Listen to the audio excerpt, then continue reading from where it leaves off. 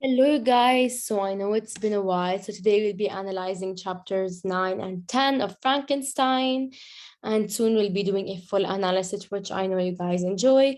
So let's begin. So basically, now we're just going to be talking about the events of chapter 9 and the significance of these certain events, like the main events, of course. So let's begin. So Victor develops depression due to the immense guilt and anguish he's feeling, of course, the stress of all the, you know, chaos he's caused due to the fact that he has created this creature who has been killing everyone close and dear to him. And then Victor considers taking his own life. So this basically just emphasizes on the importance of mental health to a certain extent of the novel. Even though especially like in the 1900s, and let's keep in mind that this book was actually written in the 1800s. So even like back then, mental health wasn't really um like spoken of, and like it wasn't as important or like looked at as it is now, and like especially in these modern times. So we can just see how much Shelley emphasizes on mental health and how ahead of her time she is, and just like she looks at its significance and actually gives it importance and recognizes it, because back then it was never really recognized. Furthermore, um, he tries boating on Lake Geneva, and they trip into the Swiss mountains. He escapes to the I'm not sure if I pronounced this right, but the Chamonix Valley region to rest and recover his senses. So in this event, actually, Victor was able to successfully recover his senses due to the fact that nature recovers him, and this is where Shelley tries to promote the romantic ideology and just make a contrast between the science and like the philosophies, and the branches of philosophy, um whereas Victor, around science, he's depressed, he's melancholy. Before he went on this trip, he was actually considering to take his own life. He reached that point. Whereas when he actually like was in nature, was actually able to recover and like think clearly. So she's just like contrasting these two things. Like this is a recurring motif throughout the novel. This is something she constantly does. So basically, throughout these events, we can summarize two things: how ahead of her time Shelley was, and how good and smart she was as the author, because the way she just foreshadows, the way she puts like these symbols, the way she like makes characters look like symbols. Like for example, Justine, the character, the symbol, what Justine represented, she was a symbol for the justice system in these times, and how women and the members of the lower class were treated, and how she just keeps promoting the romantic ideology indirectly, and like she like um you know just like insults the not insults she just like demotes the enlightenment type of thinking, which is just really smart. Like her way of thinking was great. Shelley was a great writer. So now let's continue. So this is like the deep analysis. So the fact that Victor is able to recover his senses after he escapes the Chamonix Valley is a romantic element, like I previously mentioned, since it showcases that nature brings ease to an individual. Furthermore, it opposes Victor's mental and physical state when he's around academia and scientific material, highlighting the fact that the romantic ideology is superior to the one of the Enlightenment period. Shelley describes nature who has that wins in soothing accents, like a caring mother who tells Victor to weep no more, as while as Victor describes the ruined castles and mighty Alps, emphasizing on nature's healing power. So basically, just like Shelley uses figurative language to romanticize nature even more and promote the Enlightenment ideology even more. So now we're going to analyze some quotes. For excessive sorrow prevents improvement or enjoyment or even the discharge of daily usefulness, without which no man is fit for society. So basically, this quote is said by Alphonse, who is Victor's father, and it highlights that the theory that Victor is his own enemy. So basically, there's many theories, but as the Byronic hero, it is often like deduced that Victor is his own enemy, because Alphonse is trying to like what he's like trying to tell us through this quote is that excess sadness and stress can cause someone to be unproductive, which is actually true. Like when someone's depressed or like sad, their like energy levels or just like the energy they have, the motivation they have, the way their brain works, the chemicals that the brain produces is much more efficient when a person is happy, but when a person's sad, it's much less efficient, therefore making one useless member of society. And this is applicable to Victor, since as we know, Victor is brilliant. Victor is like extremely intelligent scientifically. He has mastered all branches of philosophy. However, he does have these weaknesses which get into his way. And this can be deduced since he has a lot of knowledge and excels in most of the most, if not all, of branches of philosophy, like I previously said. However, he uses his brilliance, brilliance excessively, therefore causing him conflict and turmoil. Victor had done this by overstepping his boundaries as a scientist, by giving life to a dead corpse, causing him anguish and forbidding him from locking his full potential. Moreover, he's actually considered as an individual who is worse than individuals who do not contribute to society. Because let me explain this: even though Victor is this brilliant individual with the level of academia he has reached is like outstanding. However, he created a monster. This monster has been killing people. So that's been a liability to society. That's been harming society in such a negative way. That's been making society more dangerous, making the community he belongs to more dangerous. Whereas if a person doesn't contribute anything to society, he may be a liability to a certain extent. However, he won't be harming the society he or she belongs to.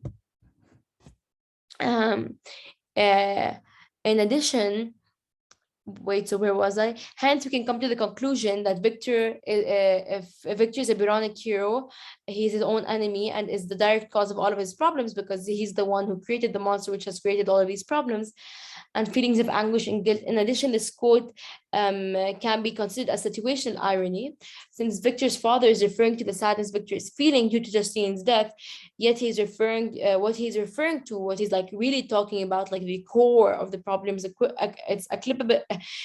I'm sorry, applicable to the real reason that Victor is actually feeling sad and melancholy. So basically, this is like really situational irony, and as we can tell, a lot of like Shelley does like put some irony in there, not a lot, but she does have a good amount of irony. And the fact that Victor considers committing suicide is ironic, since just a few years ago he was like planning on creating life. Therefore, we can deduce the effect that the creation of the monster had on him, and how it took a toll on Victor, and the way he perceives the world, and how he's starting to change, and how he's like shifted from the enlightenment period type of thinking, and how he's like been staying away from science as much as he can, and how science has been bringing him nothing but anxiety. And by creating the monster, Victor committed spiritual suicide, as he already believes his life is over. Now let us analyze the quote. I was tempted to plunge into the silent lake, that the waters might close over me and my calamities forever. So this quote basically emphasizes the great struggle that Victor has been going through, and like to the point where he just wants to like drown himself and his sorrows in the lake, and just like forget about all of his problems and like die. And since he hasn't told anyone about his creation, and that he is actually the real murderer, the truth follows him everywhere as if it is his shadow. And the hidden truth embodies the burden haunting him night and day, leading to his deep fall into depression. And because of this problem, his thoughts led him to two options. So the first one being living day by day with the truth, basically like following him everywhere, and like he can't breathe, like he's suffocating, like just like weight and weight and weight on his shoulder. And the second one is putting an end to his misery, basically. And in this quote, the word silent lake and they quote, the water might close over me and my calamities forever, symbolize the repose of death compared to life. And this means that Victor is so much in misery that death is actually considered like something good to him. Like he'd actually like consider taking his own life, because his real life has nothing, it has no meaning anymore, it has no significance.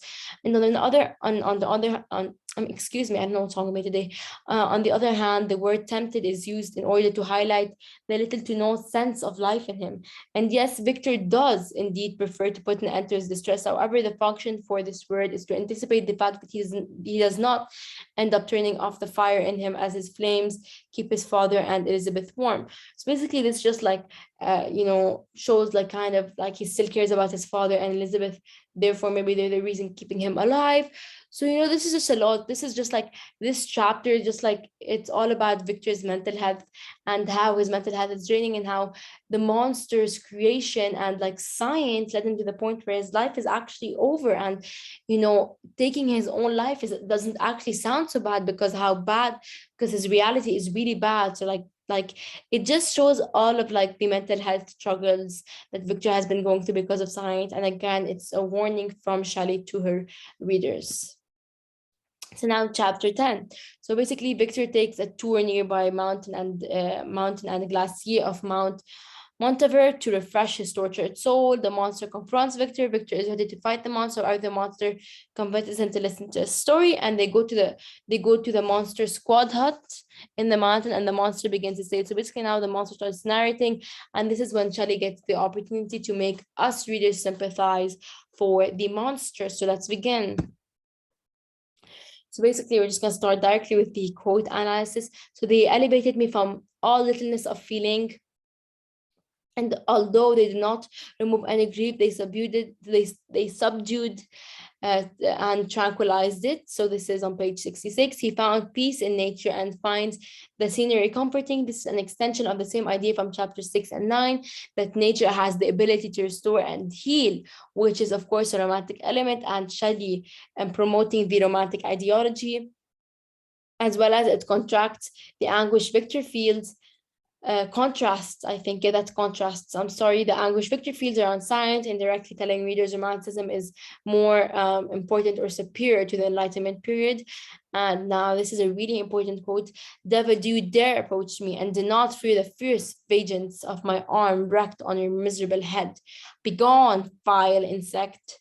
So basically, this is an allusion from Paradise Lost.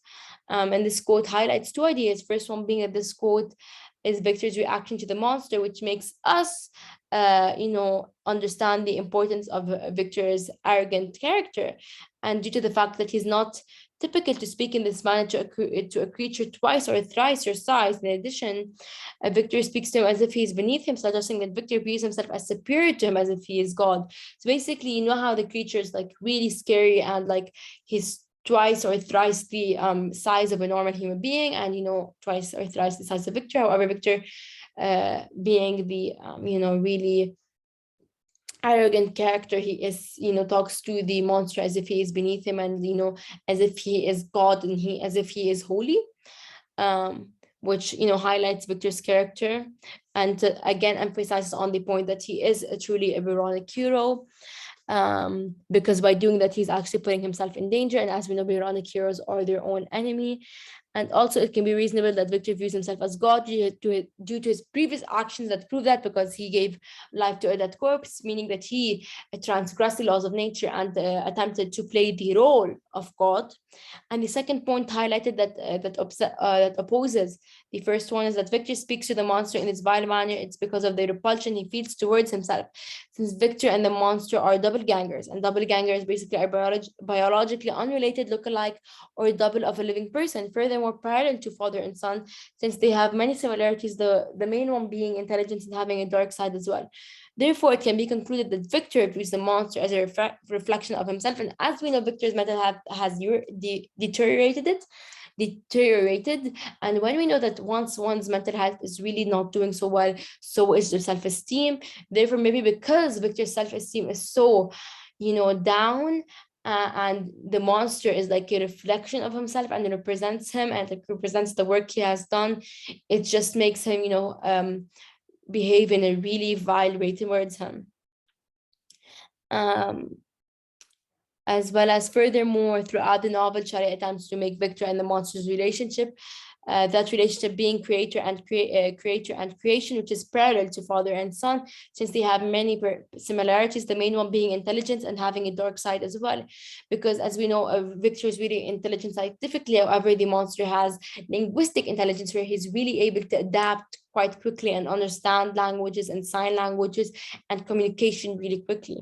And of course, the dark side, because Victor has a really dark side, because he's able to watch the monster kill all of these people who are extremely dear to his heart, and he's able to abandon a creation he has just created, and he's able to like see all of these inhumane things take place because of his actions and not do anything. He's able to watch Justine be executed. However, he's too selfish to really sacrifice himself. Actually, not even sacrifice himself, just take accountability for his actions. And the monster, of course, since he has taken so many lives at this point in the novel. Therefore, it can be concluded that Victor views the monster as a reflection of himself, or the parfait he detects about himself, and hence he dehumanizes the monster by calling it a vile insect. Now, throughout this chapter, Shelley aims to humanize the monster through language, emphasizing on the significance of the theme of language throughout the novel as a social tool and as a tool of knowledge as well. Moreover, it highlights the idea that Victor and the monster are foil characters and doppelgangers at the same time, since Victor possesses scientific intelligence, like I previously mentioned, and the monster, as he has mastered branches of science. I'm sorry for this word. I'm really sorry, guys. I'm sorry. Whereas the monster has linguistic intelligence, it can be deduced that Shelley is trying to prioritize linguistic intelligence to scientific intelligence as a way to criticize or rebel against the Enlightenment ideology, since the monster is able to gain the reader's sympathy through his linguistic intelligence, whereas Victor's scientific intelligence leads him to his downfall. And I am thy creature, odd to the Adam, but I am rather the fallen angel whom thou drivest from joy for no misdeed. So basically, this quote alludes to Paradise Lost by John Milton. And the monster compares himself to Adam, the first human being, in the religions of Islam, Christianity, and Judaism. And Adam disobeys God by eating the apple from the tree, but despite being banned from paradise, God does not speak badly of Adam. The monster, on the other hand, appears to have wronged and despised by Victor, feared by society, and exiled. And hence, he begins becoming aggressive and takes life. This quote also shows that the monster is surprisingly educated and eloquent, as shown from his proper use of language, knowledge of religious concepts, and aware of his position in society. So basically, this is it, you guys. This is chapter 11. We'll be doing that later, but these two chapters just help us learn so much more about Victor Frankenstein's character after he had created the monster, and the toll and the importance of mental health. Remember, importance of mental health, and how Shelley was much more ahead of her time, as well as we get to know more about the monster now, and how linguistic intelligence is used in many ways as a social tool, and how it is used by Shelley as another tool to criticize and rebel against the Enlightenment period. So this is it. Thank you so much for watching. Bye bye, guys, and I'll be doing a video soon on the next chapters, and of course the full analysis, because I know this is like the most important to you guys. Thank you so much for watching. I hope you liked it, and please subscribe and like the video. Bye.